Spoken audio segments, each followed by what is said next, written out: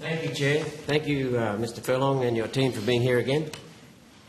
My first set of questions relates to my recent Senate second reading amendment to a recent Fair Work Act amendment bill. The Senate amendment required the government to conduct an investigation into massive wage theft in the coal mining industry. I'll read the relevant portions. Clause B requires the Senate requires the government to investigate claims that casual miners working under enterprise agreements in the black coal mining industry are and have been underpaid. And Clause C, if underpayments are found to have occurred, facilitate the reimbursement of the underpayments. Mr Furlong, in regard to this, which is Australia's largest wage theft case, totalling possibly over $1 billion and involving thefts of up to $40,000 per year per miner for many years and stealing from more than 5,000 miners, we believe, are you aware of the Senate's second reading amendment requiring the Minister to investigate the wage theft? Senator, while I can't speak to the veracity of the claims that you've just made there, that's not my what question. I can say is that I am broadly aware of what you're referring to. Thank you. Have there been any discussions between the Minister and the Fair Work Commission or any Fair Work Commission officials? No, nor would it be appropriate. Between the Department and the Fair Work Commission or any Fair Work Commission officials? Not that I'm aware of, Senator. Has the Department received from the Fair Work Commission or made to the Fair Work Commission any instructions on this matter? No, and nor would it be appropriate for us to instruct the Department on anything. Has Minister Burke or the Department of Employment and Workplace Relations discussed with you or Fair Work Commission officials the nature of the investigation the Senate required him to make into wage theft case involving Central Queensland and Hunter Valley miners? No, Senator. Have any of his staff raised it with you? Might have to take that on notice. There may have been conversations at the office level, but I'm certainly not aware of any. I haven't participated in any. Thank you. Do you expect any role in the investigation? As we've traversed at estimates previously, the role of the General Manager, my role, is to assist the President in ensuring the functions of the Fair Work Commission are performed in an efficient way, essentially. Will there be a role? I can't envisage that there would be a role there for the Commission, no. Not for anyone from the Fair Work Commission? Well, it's hard to talk to me in the abstract on this. Can I just, in terms of the context, the letter that I sent to you from the 11th of January contained a significant amount of information about the operations of and the functions of the Fair Work Commission that relate to the making, the approval of enterprise agreements, including the application of the Better Off rule test, the approval of agreements, the process, the legislative checklist that we've discussed a number of times. And while the letter was 4 pages, there was 28 pages of attachments that I provided to you to hopefully assist with your understanding of the legislative regime and the role of the Fair Work Commission in relation to this issue. Thank you. Minister, yesterday evening you seemed disinterested in the investigation of workers' wage theft, the biggest in Australia. That is a completely unfair characterisation of what I said. I've actually got part of my career has been assisting workers recoup underpayments. So I invite you to have a look at my record on those issues. What I was pointing out was that you have raised pretty much the same issues over and over again at estimates hearings over a number of years. Yes, and we'll see why.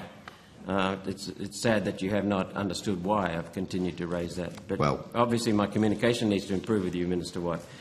Second chance. What would you expect for a fair and independent investigation? What would the process look like? I told you, I said that you asked me the same question yesterday, and I said a fair and independent investigation is obviously one that is fair and independent, and I'm not trying to be a smart aleck in saying that, but we respect the independence of the Fair Work Commission. We haven't. We're trying to redress the imbalance in the Fair Work Commission that existed under the former government when they only appointed employer representatives. We're trying to make it a more even-handed organisation that does have both employer and employee representatives on it, and it's established as an independent organisation and it should be able to operate independently. So, having said that the Fair Work Commission should operate independently, and given Mr Furlong's responses, what would you think a fair and independent investigation would look like? I can't add anything to what I said today and yesterday. Okay. Mr Furlong, are you aware that the CFMEU, or MEU, whatever it's called today, has applied, apparently under the Fair Work Act's same job, same pay provisions, for a new enterprise agreement covering a few hundred miners at just 2 mines? Yes, I'm aware. Thank you.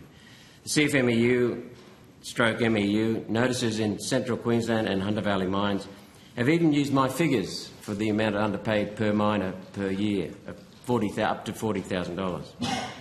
This vindicates my work over the last 5 years, work that the CFMEU MEU had in fact denied and continues to deny, doesn't it? Their notices are saying that miners are being shortchanged $40,000. Well, they're making a submission. I think my question is to Mr Furlong, initially. My initial response to that is that I can't. It's challenging for me to conflate different circumstances in very different cases. Okay. Minister, perhaps you could answer then.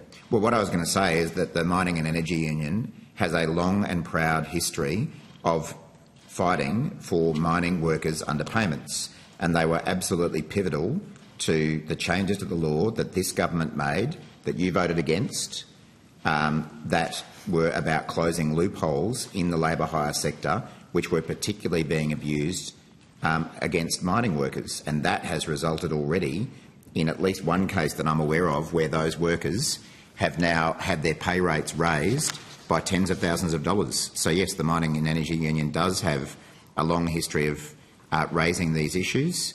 I've campaigned with them on it myself, and I think other Labor senators have as well. We've now changed the law and that's addressing the issue. Thank you. Minister, I remind you that I used to be a coalface miner for several years in the Hunter Valley and Central Queensland and North Queensland. And I also was a member, a very proud member of the Miners' Federation, because it looked after mine workers extremely well.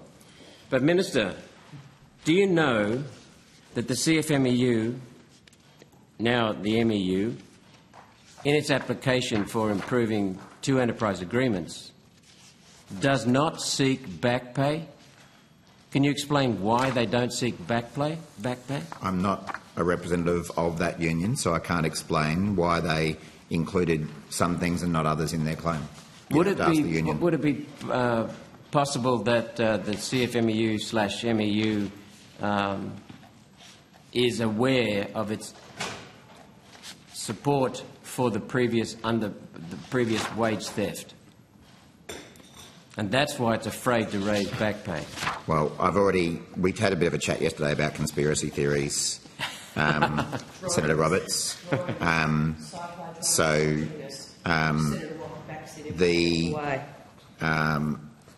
And again, I can't tell you why a union makes a particular claim and not others. What I do know is that the application that the MEU made involving the Mount Pleasant mine in the Hunter Valley through the Fair Work Commission has resulted in significant wage rises for those workers. But they're not seeking back pay. Minister, your use of labels is a refuge that's commonly used by the ignorant, the dishonest, the incompetent or the fearful. When you use a label, it shows everyone that you haven't got the data or the logic or the argument to refute me. So thank you very much for using a label. I'm very happy for you to use You're labels. entitled to have full confidence in your arguments, Senator Roberts. What about the drones? We're not more about the drones. Thanks. So are you aware, Minister, and Mr Furlong, are you aware that the Independent Workers Union of Australia has lodged 3 claims for back pay with the Fair Work Ombudsman? I'm not aware of that, but you have... Minister? Fair Work Ombudsman or Commission? Fair Work Ombudsman. I'm not aware of that, but they're entitled to do whatever they want. And now many miners have joined the process with the Independent Workers Union of Australia in the process of lodging claims with the Fair Work Ombudsman. Are you aware that that's happening? No, but people have got a right to join whatever organisation they want. And I might just clarify, my understanding actually is that the Mount Pleasant case in the Hunter Valley is ongoing, but agreements have been reached between mining contractors and workers to lift pay on the basis of the laws that were introduced. It's only taken me 5 years, but that's great to see. Well, if you want to take credit for a Labor government law that you voted against, you're welcome to do so. You were so embarrassed, Minister. But the record shows that you voted against those laws. Yeah. So you voted against ensuring integrity. Minister, speaking of conflicts, are you unavoidably conflicted on this matter because of the many millions of dollars from the CFMEU paid to your Labor Party? No. Minister, does the $48 million from Ableshaw, a 100% owned Glencore subsidiary, that went from the $48 million from Ableshaw to the CFMEU in 2 recent years further conflict you and your party? No. I told you I wasn't even aware of that yesterday. Does it still conflict you, even though you're not personally aware of it? Well, I have no idea what you're talking about, so it's a bit hard to be conflicted of something that you don't even know about. Well, let's continue then. On whom can workers rely, Minister? A Labor government which has fixed the laws and delivered secure jobs and better pay. Well, they can't rely on large entrenched unions in monopoly positions, meaning their union bosses have no accountability to members. We've seen the CFMEU, MEU, SDA in recent years, HSU, Craig Thompson. They did deals stealing workers' wages, cutting workers' wages. The unions themselves, the powerful unions. I think it's well understood, Senator Roberts, that you're not a big fan of unions and that you've voted against every piece of legislation we've ever tried to introduce to lift workers' wages and provide unions with the ability to negotiate on behalf of their members. It's okay in a democracy to be anti-union. You're anti-union. I'm not. The Labor government supports the role of unions in negotiating workers' pay, but you don't have to agree with us. Minister, it's poor form to mischaracterise someone, misrepresent someone. I have strongly supported unions, honest unions, because I think it's workers' rights to be involved. Everyone can have a look at your record and your voting record, Senator Roberts, and see how supportive you've been. Maybe we'll proceed with that. Can workers rely upon employers such as some of the labour hire firms? Well, I think that I don't think you can sort of generalise, but I think there have been many, many examples where labour hire firms have exploited their workforce and have been assisted in that by host employers. And that's why we changed the laws to overcome the loophole that labour hire firms and host employers were using to cut people's pay. And again, Senator Roberts, you voted against us. And we've discussed why, including can they rely upon Chandler McLeod, which is a subsidiary of Recruit Holdings and has contracts for supplying casual workers to your government? Just before you answer that, Senator Roberts, there'll be an opportunity for a follow-up question, but then I'll have to rotate. So. Can I just finish this bracket here? I've only got another question. Oh, have you got one more question after? Yeah. Well, have you got one more question after the Minister responds to your question? Yeah, I'm not going to comment on individual companies, Senator Roberts. I don't know enough about the individual companies' record to comment on them.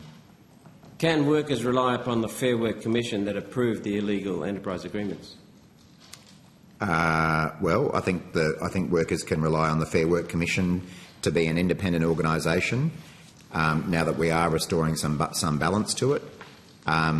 And that it will operate within the law. Thank you, Chair. I'll come back. I've got more questions, but that finishes that segment. Thank you.